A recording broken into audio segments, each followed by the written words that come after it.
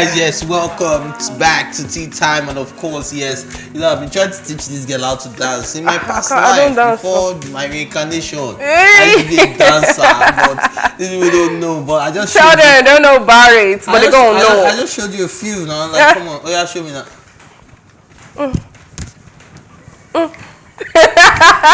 You know, posh. We don't dance. You don't we what? Don't dance. You know what? We don't dance. You don't dance? Yeah, we don't dance. Are you a dance? No, I mean, the first step of wealth is not knowing how to dance. Have you heard of that? Who told you that one? Yeah.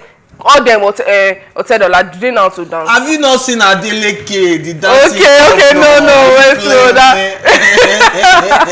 that was just disguise. But honestly, first step of wealth is not knowing how to dance. Let them lie to you. Let them lie to you. I'm also my own type of wealth to be a dancing wealth. So you see money this time. Have you not, okay, let me give you an example. You remember Whiskey? There was one video where Whiskey was whining when he was singing. It was an old throwback. And then now, can you find Machala doing that? But Davido still they dance. But you know. All our boys still the best. Okay.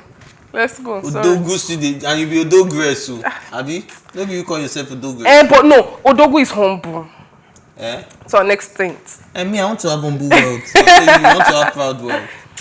God may not answer your prayer. Sorry, I will have humble, please. Anyways, you can join the conversation by calling in on 0909 84848, of course, to join the conversation. But we're moving on to the first story of the week, and the management of legendary performer 2Face's refutes rumors that the singer had an extramarital affair after the artist wrote a lengthy letter of apology to his wife and family over faults. The notion that he had another baby mama on the way began to spread. The report is proved to be blatantly untrue in an official statement provided by the management of 2Face Idibia. The statement reads, "We would like to put it on record that the why is exactly what was explicitly spelled out in the same post. The pressure of almost a quarter of century of superstardom and wish to focus on making music without the burden of high expectations of a role model. Reports of him getting any woman pregnant are totally false and malicious, and we urge well-meaning media platforms and members of the public to completely disregard such as it is fake news." Now, the old 2Face Idibia, apology went south, last week when people started speculating different reasons for him to be apologizing. And for me, I kind of, if I want to be honest with myself, I kind of tilted towards the narrative of the fact that he impregnated somebody else, because it was what I saw, and I kind of believed it myself because he hasn't given me any reason not to believe it, to be honest. Do you understand what I mean? Yeah. So I feel bad now that the management is coming out, but do you know what will pay me the most? If we're actually right. But now, see the thing here, I'm this type of person that you're like a failed lawyer. Innocent until proven guilty. Initially, some part of me, I had my doubts, and then again, I was weighing the options. I wanted him to come out to clarify, and if we're being honest, there was no proof that he had actually gotten someone pregnant, because normally he would come online to give a statement or something, but it all came out of an apology. He gave an apology to his family, his children, his management, and everybody, and I was like, okay. And they said, that this apology, the next thing I heard is, this apology is because he got another woman pregnant. And I was waiting for news, like, okay, how did we know that it was from I kind of had my I kind of had my doubts, because but I didn't think it came from the apology. Personally speaking, I didn't think it came from the apology, but I was having my doubt, with everything that happened, with even the series they shot last year, Young, Rich and Famous, Young, Rich and African, and getting remarried, renewing their vows and everything. They were actually good. They were going well, and all of a sudden this. So some part of me was praying it wasn't true. It was not going to be true, because Annie has been through a lot, and then that concept of cheaters. Cheaters are always be cheaters and everything, but then again, you mature with time. cheaters aren't always cheaters and everything. So like I kind of give him that leverage of hope. But when the story busted out and everything, but me, I still needed more proof to be convinced that okay, this is something. Well, I wouldn't doubt it at the same time, because I know that it is like they say, it's hard for you to actually change your sports as a man, and then something that has been condoned. Look, okay, maybe for me, I'm speaking from personal experience. If you condone my bad habit the first time, you condone it the second time, you condone it the third time, you condone it the fourth time, so you get the fifth time is like you can still condone I'm not sixth time. So it's not like I really want to do it, but in my head I'm beginning to think like, what's the worst that could happen?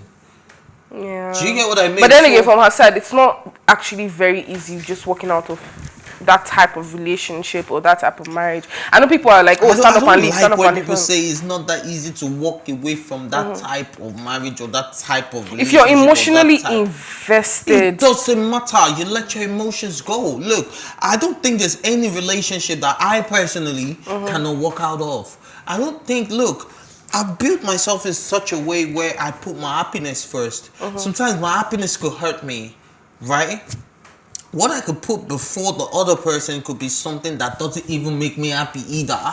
But it makes me happier than being in such a situation. Do you get what I mean? but have you ever been, or do you think you haven't yet hit a particular situation that you don't think, or you think it would be difficult for you to walk away from? Do you think you've not just experienced that yet as much as that? I have, and I have walked away from it. My girl is not probably gonna like what I'm about to say, but look, I've been in a relationship, a very abusive relationship, right? Where I've been bullied, I've been brutalized, I've been injured, words have been said to me. Yeah, hurtful words. But I just hopped up one morning, picked up my bags, and said I was coming back to Nigeria. Do you understand? Now, I just got fed up. Now, she's like one of the most beautiful girls I've dated my whole life, which is why I said my girl's probably not gonna like this. She's probably one of the most beautiful girls I've dated. It's probably one of the richest girls I've dated as well. So I didn't have a problem financially because she was always there for me financially. And when it comes to the body and the boy, you get what I mean? Like everything was intact, everything was on point, everything. So the nighttime game was amazing as well. Do you understand? Like there were so many things to hold on to, but there were just this moments where she goes off and then she becomes this monster that I never recognize and I would never recognize. And for that reason, I stepped away, because probably if I didn't step away in 2018 when I did, I probably wouldn't be alive to tell the story today. Do you get what I mean? Because I was beaten. I was beaten and I was beaten. No, there are two different spellings. I feel you. B-A-T-E-N and B-I-T-T-E-N. Yeah, okay, in all sincerity, the same way we tell women to leave abusive marriages or relationships, is the same way I feel like we should also tell men to leave abusive, like men can be abused as well. In many ways. I actually thought I was going to die was the day that, you know, this heavy iron person irons, the ones that have water in it. It was flung at me, and I don't know how the matrix in me came out, and I just went, and the thing just hit the door. I should be giving you the pressure. I left the dent on the wooden door, like the wooden door actually broke in, and I was like, okay, that could have been you. Imagine that was my head, fam. Like I wouldn't have been able to be. Maybe I have brain damage by now. I'll probably have. I probably. Do you understand? Like I probably would be talking different. And that was the day I told myself that, look, fam, this is getting really, really serious. It's one thing to have. Is it the day that she came to my workplace and destroyed the office computers that I had to pay for? Are you getting what I'm saying? Like, okay, so, I understand. I understand where you're coming from. Yeah, so it was taken out of my salary for like 3 months. So at the end of the day, I feel like there's no such thing as it's not easy to see. If I want to place all the other things that the world and the general public was saying, I was in a perfect relationship. Yeah. I feel you on that. But I told myself that, look, yes, it's looking good on the outside, it's looking good on the inside.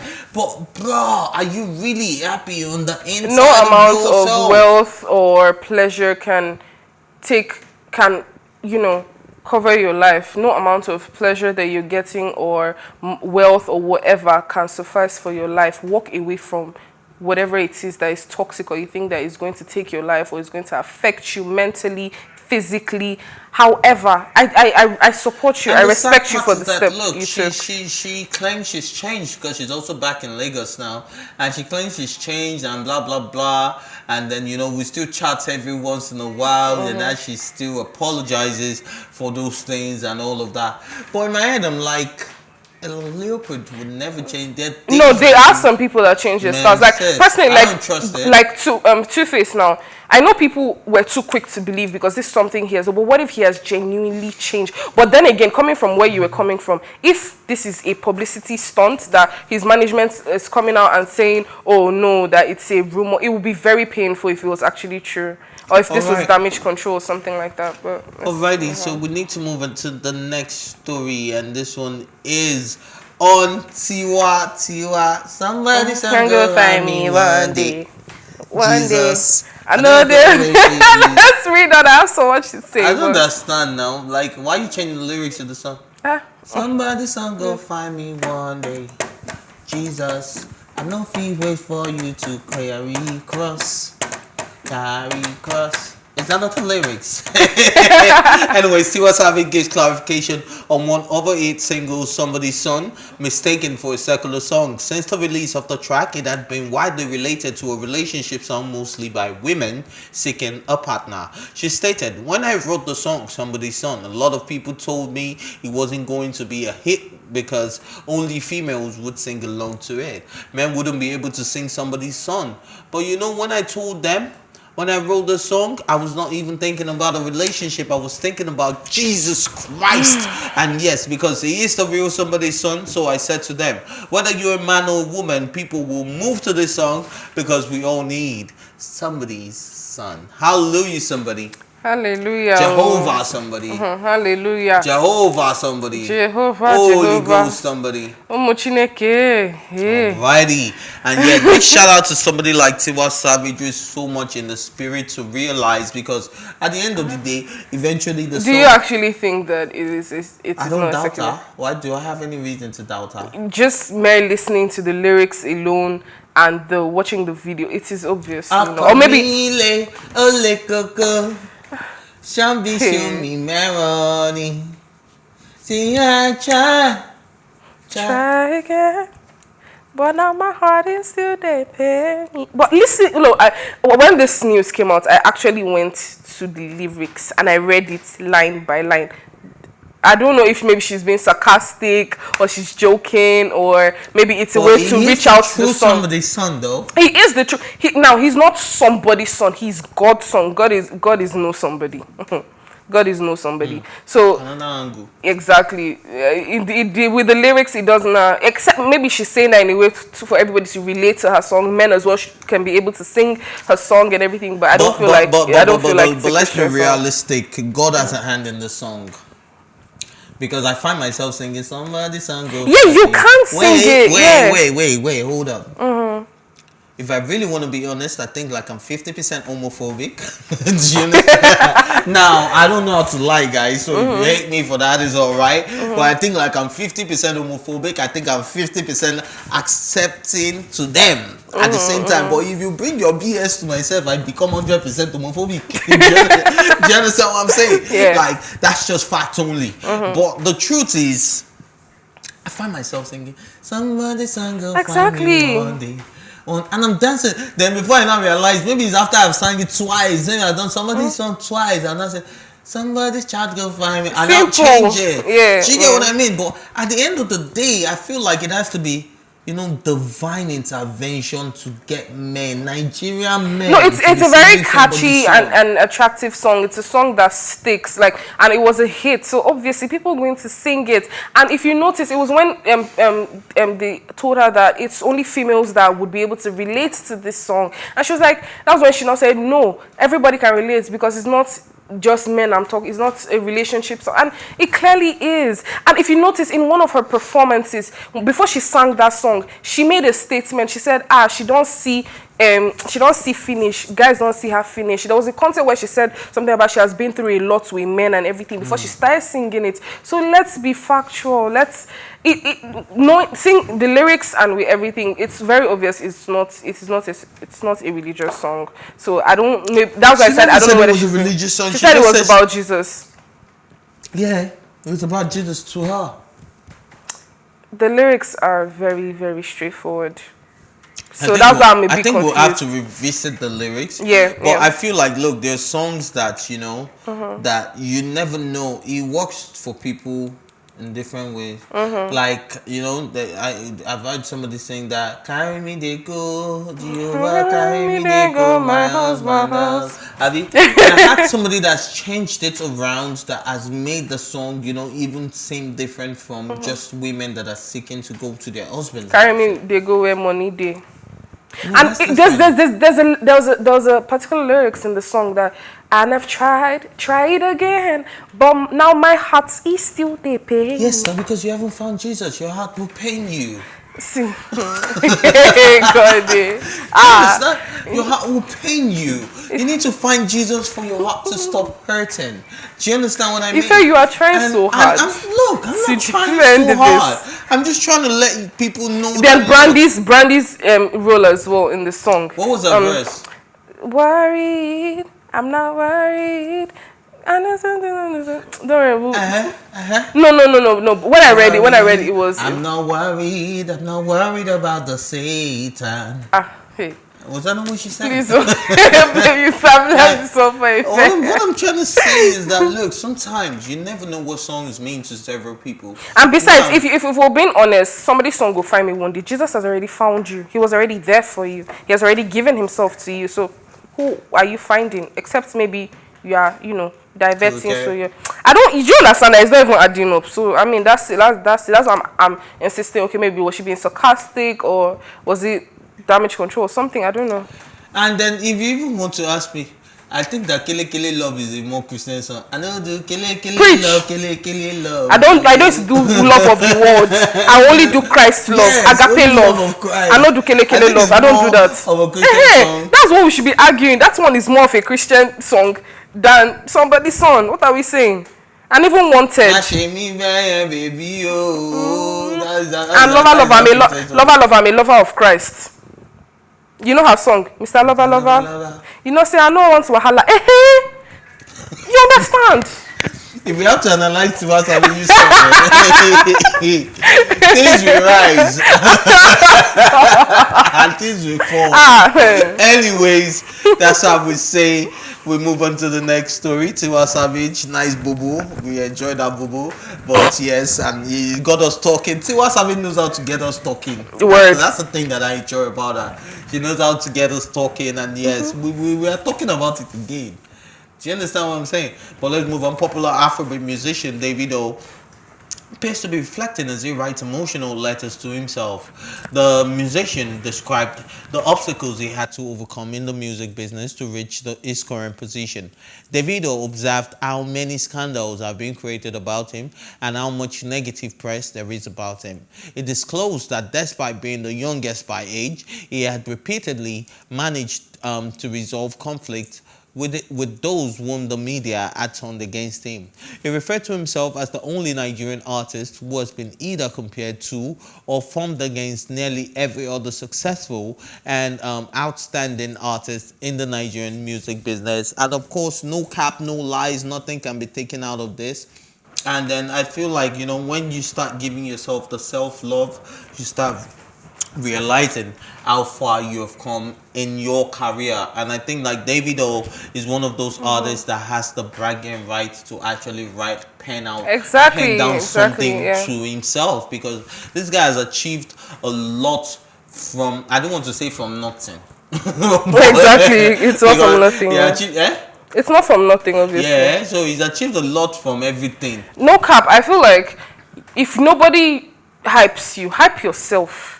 Advertise yourself. If nobody is hype yourself. Hype your market. No, I understand. Like maybe they haven't reached like the things he said. He wrote a note to himself, a message to himself. He's saying things. He's bringing out things that he feels like he should be given more credit than he already is. And he feels like he's been one celebrity that has been backlashed, that has been compared to both the trending... But think about it, since Davido became, popular and successful in the music industry, he's been pitched against everybody.